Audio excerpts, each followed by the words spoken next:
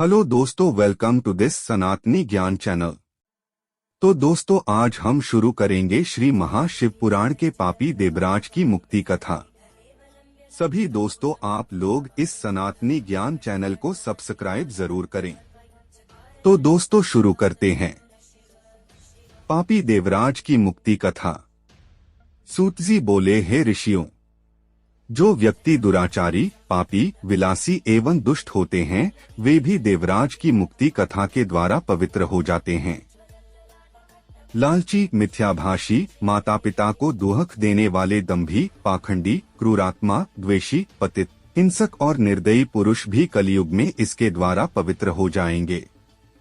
इस प्रसंग में मैं आपको एक प्राचीन इतिहास सुनाता हूँ, जिसके सुनने से सभी पापों का नाश हो जाता है। किरात नगर में एक ब्राह्मण रहता था जो बहुत दुराचारी और दरिद्री था। वह धर्म और वेदों से विमुख था। वह इतना गिरा हुआ था कि वह स्नान तक नहीं करता था।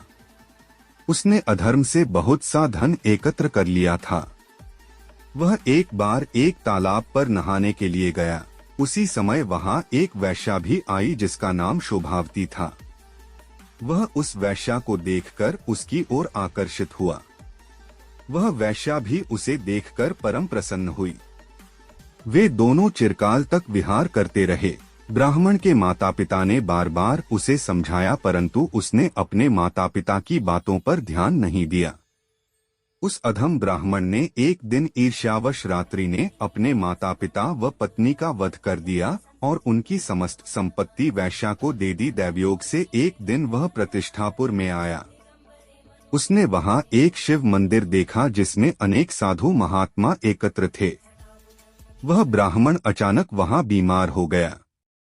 बीमारी की अवस्था में उसने एक ब्राह्मण के मुख से शिवजी की परम पवित्र कथा सुनी।